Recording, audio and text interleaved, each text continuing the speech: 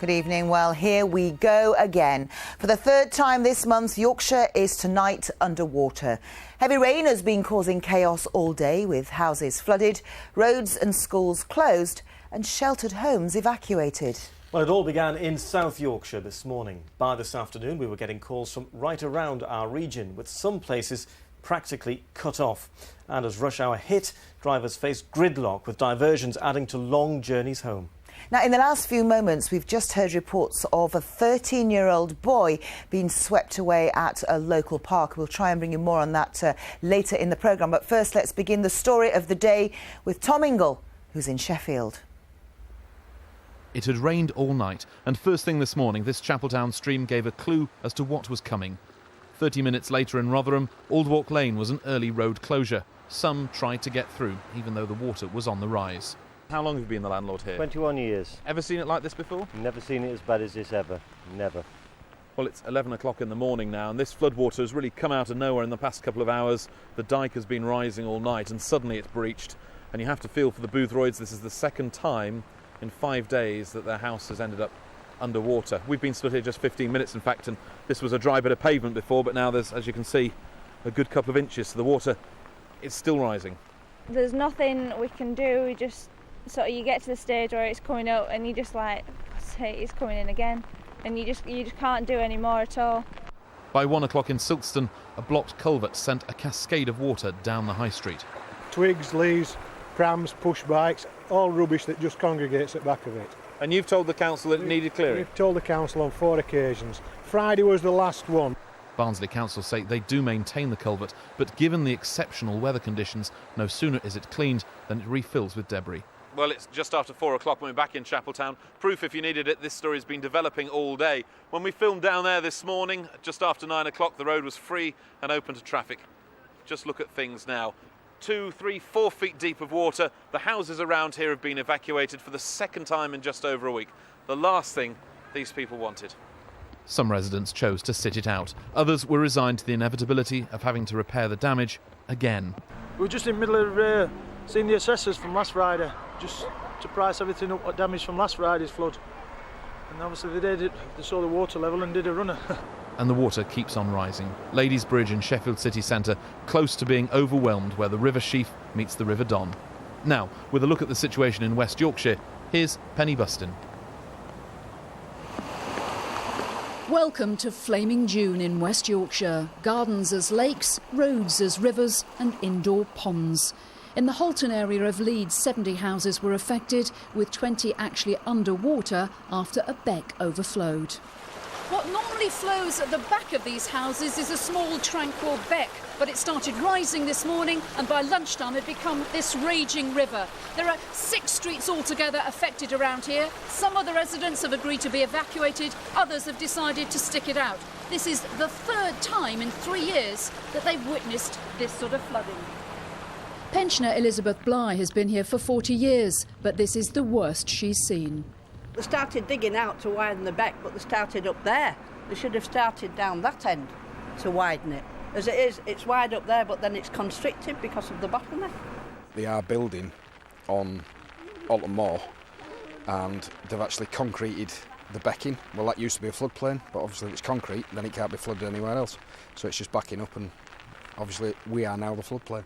This is the last lady now. Across the city in Meanwood, patients from a mental health rehabilitation centre had to be evacuated after it filled with 2 feet of water. I think there was a little bit of kind of wartime spirit about it, really. There was a bit of a sing-song at one point. So, yeah, I think people have dealt with it incredibly well. An overflowing beck also put paid to work at this car repair garage. We rang fire brigade and they said they can't do anything until the water rises up to the electrical sockets. One car was due to be valeted after being caught in last week's flooding. It's not what you come and expect when you pick your car up for a simple MOT, but laws of nature, what can you do? Perhaps only 2 people in Scarborough enjoyed the water in Yorkshire today. Penny Buston, BBC Look North. It's incredible, aren't those pictures? Well, thank you very much to Penny. In a moment, we'll be crossing over to our transport correspondent, Alan Whitehouse, for news of what's happening on the roads and the railways. But first, Charlotte Leeming is by the River Aire in Leeds, which I'm afraid has just breached its bank. Charlotte. Yes, there are 3 flood warnings in place on the River Aire tonight, and that's in Leeds city centre alone. They're at Clarence Dock, North Bank, and here at the Calls. Now, on Jury's Wharf here, you can see how bad things have got. As the river has swollen, these 2 barges have become trapped underneath the balcony here of this property, so the residents are pretty worried about that, hoping that the balcony won't give way. But the rain here has been relentless. Police say they've seen nothing like this before in the city centre. You can see how bad it is when you look at the signpost down there, how high the water has got. And the sign there to Royal Armoury is where we've just been. And the security there say they had to close an hour early tonight because of fear for staff and visitors. They put sandbags up at the back doors, which backs onto Clarence Dock, and they're just hoping that the rain will stop and that the water won't get into the museum. And police say they haven't seen anything like this in the city centre before. They've never seen the river this high. Well, Alan Whitehouse is at the Highway Agency's control centre near Wakefield. Alan, it's pretty grim, isn't it? Couldn't be much grimmer, really. There's disruption right across the rail network. Sheffield Station has been evacuated because of flooding. Meadowhall Interchange is closed to both buses and trains. In fact, across the region, very few commuter trains are running. Have a look at this list and see if your local line is among them, because these are the lines that are completely blocked. No trains running at all. Even on routes which are open, trains are being delayed or cancelled. The train companies are telling you don't travel unless you absolutely have to. Now, on the road, you could come across problems almost anywhere. Parts of the A63 have been closed. On the M62, there are growing worries about flooding on slip roads. And finally, the A616 Transpennine Road is closed near the M1 at Tankersley. So if you want to get across the hills, you'll have to use the M62 now. With me at the control centre is Guy Huckle, the operations manager here. Guy, how bad has it been today? It has been extremely busy today. The Highways Agency's traffic officers and our contractors have been working very hard to minimise the effect of this really quite extraordinary rain that we've been having. So if you have to travel, Guy, if you absolutely have to travel, what's the advice? Slow down, keep your distance from the vehicle in front, use your headlights on dip beam so that people can see you coming. And most importantly, obey the signs and, where necessary, the road closures that are out there. They are there for your safety. Guy, thanks for joining us this evening. Big question now is what happens tomorrow? Stay with us on Look North. We'll have the best advice, the most up-to-date news.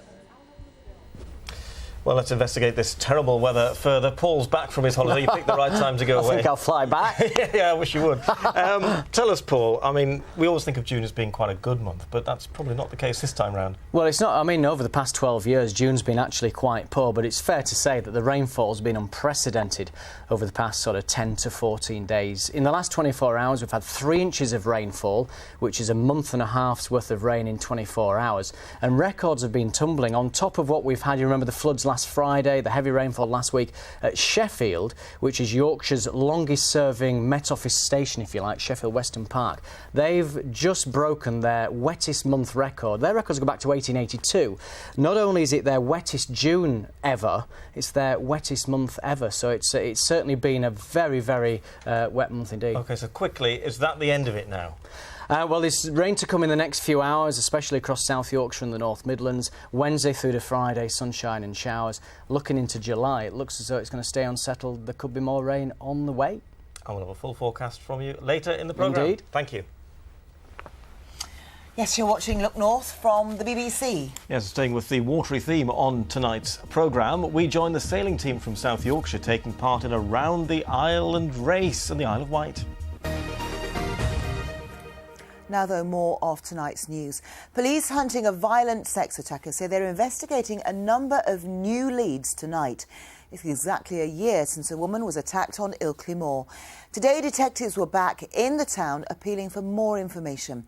Our crime correspondent Jenny Hill joined them. You're watching a chilling reconstruction of a brutal attack. The victim, a mum in her 50s.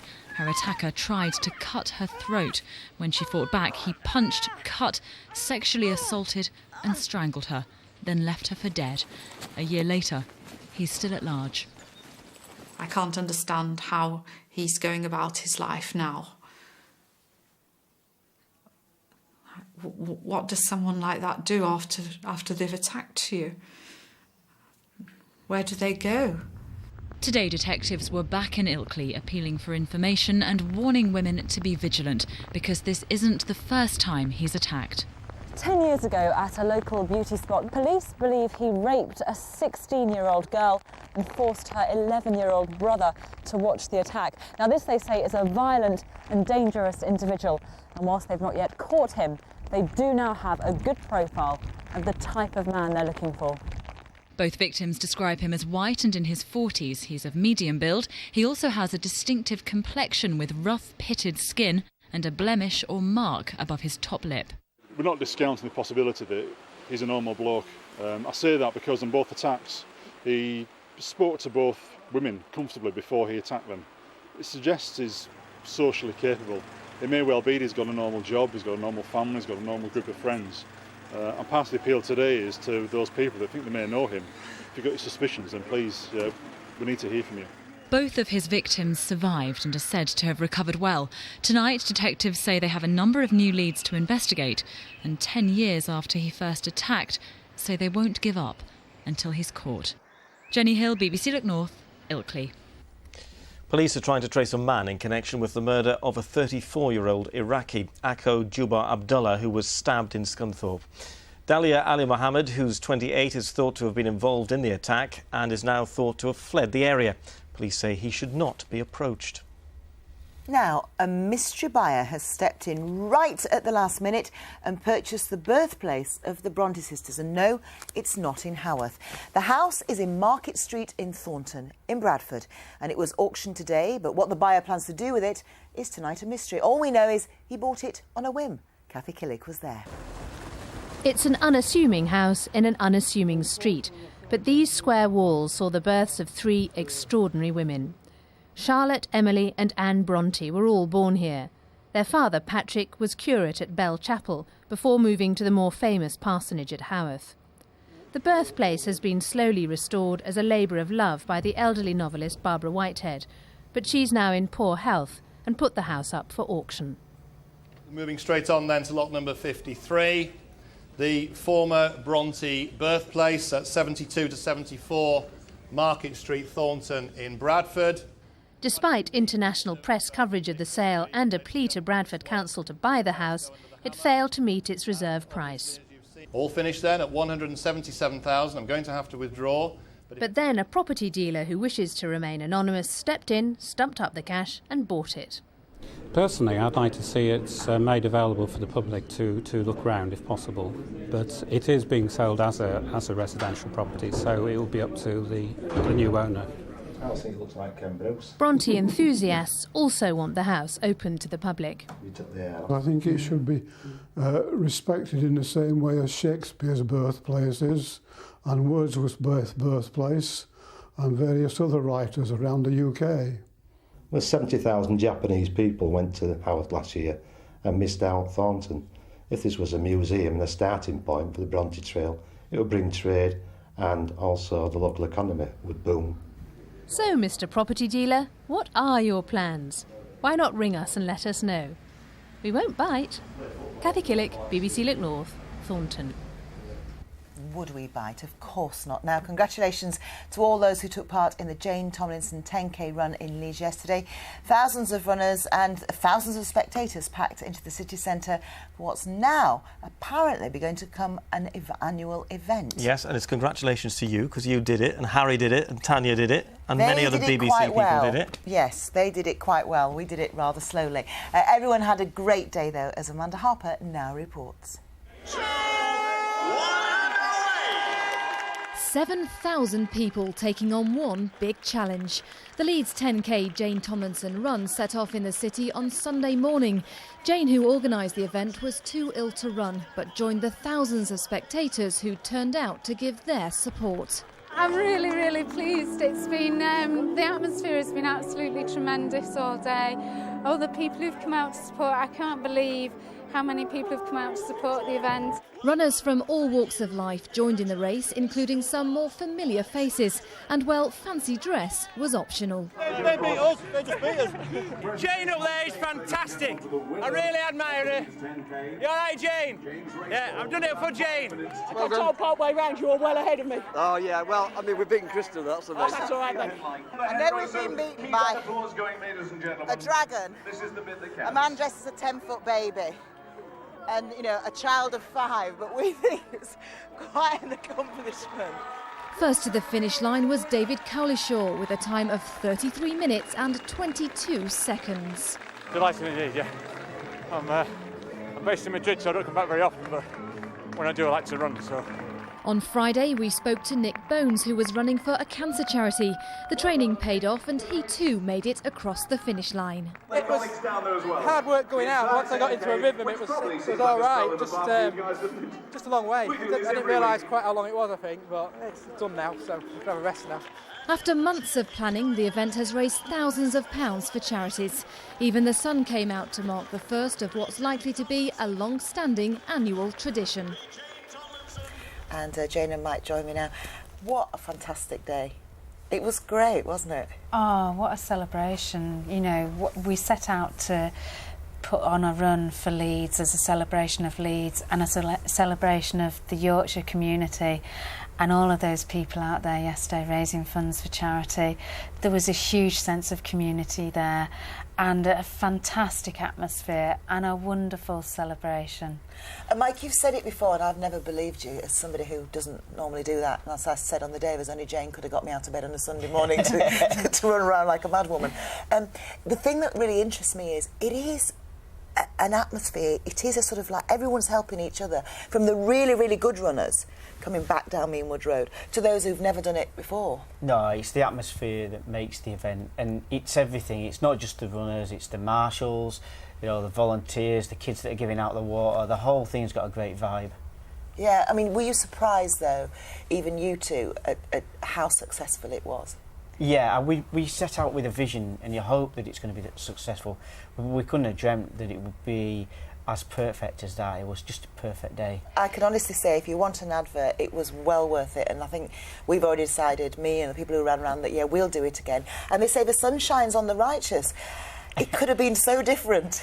Oh, you know, the forecast could have been like today, and we never anticipated that you might have to cancel an event, but you might have had to. But the weather was glorious. Now, you say you're going to do it next year, but this year, have you any idea how much will be raised? Because it was a run for all, you know, our charity set it up, but it was a run to raise funds for everything in the community that people feel passionately about. And when you work it out, we've probably had people raise about £500,000 yesterday, you know, for Yorkshire charities and national charities. And one last thing, very briefly, the date for next year? 22nd of June, and people can pre-register if they didn't race this year at janespeel@aol.com. Right, thank you so much. And we asked you for your pictures, and you certainly didn't disappoint. Everyone seemed to have a great day judging by these. Here's Andrew Baston, who has cerebral palsy. Now, he finished last in the race, but he got probably the biggest cheer for his fantastic effort. Among the thousands taking part were those who stood out from the crowd, some like Ted and Tom here with their they were very proud of those outfits. And also there were many others like Julia Mallock doing her first bit of running for more than 25 years. Thank you so much for your fantastic response. Fantastic, and well done, Krista, as well. Well done. Now then, let's return to a bit of a watery You wouldn't theme. have said that if you'd have seen me. I saw your legs. This time sailing and not in cars. Ian White. Yes, this weekend, Tanya joined the likes of Dame Ellen MacArthur, Sir Robin Knox-Johnson and Olympic gold medalist Shelley Robertson doing the round island race off the Isle of Wight. Now, while those lot were working hard, Tanya was a bit more of a passenger on a yacht which had South Yorkshire's Paul Goodison at the helm. Well, it's just on 4 o'clock in the morning. I can't believe we're all as lively and active as this. Cowes is coming to life. We're off to the start because we're one of the first races off at 5 o'clock. A 3 a.m. wake-up call was a shock to all our systems, but the crew was soon in its stride. At the helm, Paul Goodison, Olympic sailor, world #1 and 3 times European champion. But all that was in the laser dinghy on his own. Usually it's all down to me, and when I make mistakes it's my fault, but there's a whole crew here, and we've got to work together as a team. Otherwise we're not going to do very well at all. As the sun rose over Cowes, we were off. Last year it took us nearly 9 hours. I'm sure we're going to be a lot faster than that. We've got a good breeze already in this morning, and the forecast is for it to increase as we get around the back of the island, so it should be a good ride around the back. Scott, how are we doing? We're doing very well at the moment. We've got, in our class, we're sitting about second place. All the boats that are ahead of us are generally a bit bigger, a bit faster, so we expect them to be ahead. Another 1,700 boats behind us, so yeah, we're doing quite well. There's a wreck just off the Needles that we've just passed, and quite often boats run into that and cause themselves a lot of damage, but it's a big gain. If you see the boats who went outside the wreck, they've ended up a long way out to sea and had to sail a lot further distance, so we made a really good gain there, so things are looking good for us. Round the back of the island, the wind was behind us and it was like a different experience. I mucked in with a stint on the grinder. Muscles I never knew existed started to hurt. How much for you is instinct? 100% probably. Just being able to look at the waves and knowing roughly where to point the boat. It's mostly down to instinct, yeah. Big wind. Go, go, go. We had a couple of interesting run-ins with a red yacht aptly named Rebel. But after the best part of 6 hours and 45 minutes of sailing, we crossed the finish line. As a team, I think we sailed really well. We got off the start line well. We were in good shape going down to the Needles. Led most of the way around, and then just had an incident with a red boat that set us back a little bit, but we managed to get through those guys at the end and finished had a great result. For the record, that red boat put in a protest about us and won. We were disqualified, much to the dismay of the crew, who were adamant we were innocent. But for me, it was about much more than that. Well, that was quite an amazing experience. I've always had a huge amount of respect for the sea, but now I have a huge amount of respect for the guys that navigate it. Well, we did warn you that there was an awful lot of water on the programme tonight, and to tell us just how much, apparently the most ever. Absolutely, the wettest month ever recorded. Records go back to 1882. Not just, I've had a couple of emails, Paul. Yeah. Not just the wettest June, you say the wettest month ever. That includes the normal wet Octobers, Novembers. Wow. It's extraordinary, isn't it? I'll show you the statistics. I'm sure you'll look forward to that. 2 quick pictures. We've seen lots of images, and we've had loads, actually, so thank you very much. I may show you more tomorrow. That was Wath upon Dearne. The second one, fairly typical, actually, across the region. This was taken in Chesterfield on Deep Sick Lane. So thank you very much indeed. Let's get straight on with the statistics across the region. These are courtesy of the Environment Agency. Roughly around about 3 inches of rain. So we've had 6 weeks rain in 24 hours, hardly surprising. We've seen some flooding. Now, this is the belter. We've absolutely smashed this record at Sheffield Weston Park. So far, 10 inches of rain has fallen in this month. It beats June 1982 by over an inch. The average is 67 millimetres, and like we've just said, it's the wettest month ever, not just the wettest June. So if you are still concerned, and I know a lot of you are, the floodline number 08459 988 1188. The good news, if you're mopping up, tomorrow should be mostly dry with just 1 or 2 showers. Now that's the little beast that brought all the rain today, and it's almost like an autumnal winter depression, the second one we've had in the last 10 days, and it's just sat across Yorkshire for the last 12 hours. It is now beginning to move away southwards, but still some heavy rain to come for parts of South Yorkshire, West Lincolnshire. It is now improving across North and West Yorkshire. That improvement will continue during the course of the night, when everyone will be dry and we'll see temperatures no lower than sort of 7 or 8 degrees Celsius. So the sun will rise in the morning at around about 4:33, setting at 9:41. Those are your high water times, mostly in the afternoon along the coast. So tomorrow, as I say, a much better day, some bright or sunny spells. As you can see from the graphics, a lot of cloud at times. That cloud might be thick enough to produce 1 or 2 light showers during the afternoon. A stiff, strong northerly wind easing later, temperatures around 15 or 16. Much more straightforward Wednesday through to Friday, sunshine and scattered showers. That's the forecast. OK, Paul, thank you. Well, let's now go back to our top story and go to Sheffield for more on those floods. And John, our reporter Tom Ingle, who's in our Sheffield newsroom with the very latest. Tom, what can you tell us? Ian, the weather's still very much a developing story in South Yorkshire tonight. We know that a 13-year-old boy, this is confirmed now, has been swept away in the River Sheaf at Millhouses Park. He swept away at about 5:15 this evening. The latest we've just heard a few moments ago, he is still missing. We have no more details than that. The police helicopter is in the air and the emergency services are on the scene. Meanwhile, council engineers are inspecting Ladies Bridge. That's a key commuter route into the city. It apparently is now overwhelmed with water. We understand there have been unconfirmed reports. It may have become unsafe. As I say, I want to stress that is unconfirmed. Council engineers are on the scene at the moment. Meanwhile, in Chesterfield, there are huge problems in North Derbyshire. One of the key roundabouts in the town completely submerged with water, and that's very much in line with what South Yorkshire Police are saying. They are saying, even though it's going to stop raining, you need to be very sure, consider about whether you're actually going to travel to work tomorrow, because the water will still be rising. OK, Tom Ingle in Sheffield, thank you. Yes, and don't forget that Ian will have all the very latest, all of those developing stories tonight on the 10:25.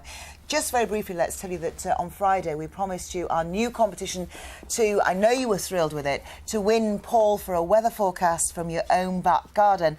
But as the weather's so bad, and we've had absolutely no response because nobody wants to win him, we've decided that perhaps we won't do it at all. Oh, no, give it up to battle. No, we will. We will run the competition next week instead. Now, do stay safe, won't you? And do keep your pictures coming in. Bye-bye. Very good night. Bye-bye.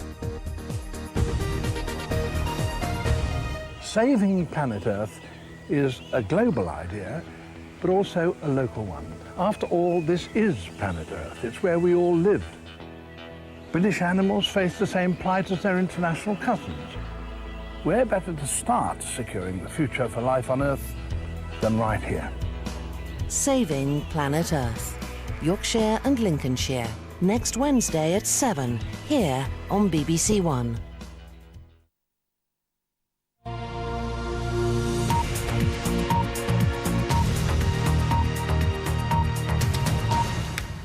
Hello again, welcome back. The wettest June day on record in some areas has caused severe flooding across England and Wales.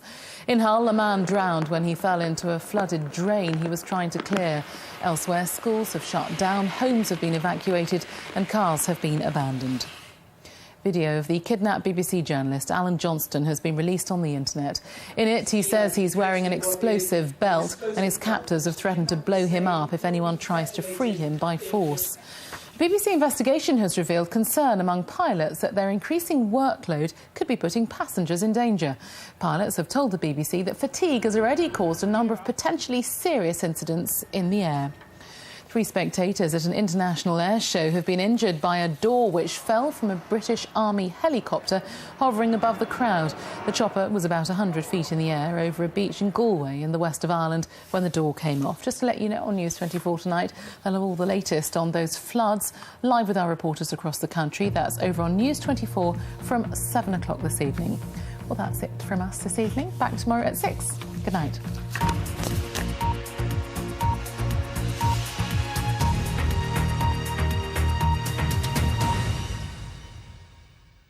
The one to watch tonight. A lot of lowland gorilla behaviour has been observed from a few habituated groups in open swamps, but here is very different. Solid jungle. Saving planet Earth next on BBC One. 4 sisters. The ambitious one. I don't need to stress how critical it is we create the right impression. The loud one. All right! The quiet one. I've had a bad day. And the one that got away. Do you have any idea what it was like for me when you left? One family, many secrets. But nothing stays secret forever. I know why you left.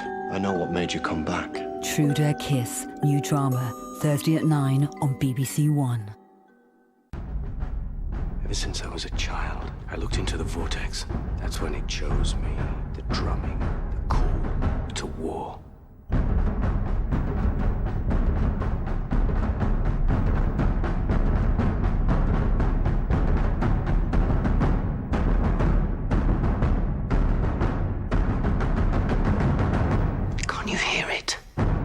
The Doctor Who season finale, Saturday at 7:05 on BBC One. BBC One follows the vital life-saving work of Blackpool's medics in half an hour. First, Saving Planet Earth nightly at 7, celebrities on a mission. The animals of planet Earth are facing a crisis.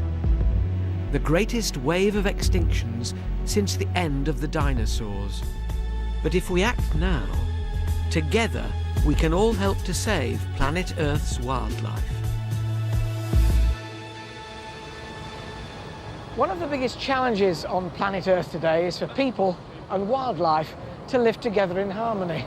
Over the next 2 weeks, we'll be sending 9 wildlife-loving celebrities to far-flung corners of planet Earth to meet some of our most endangered animals and find out what we can do to save them.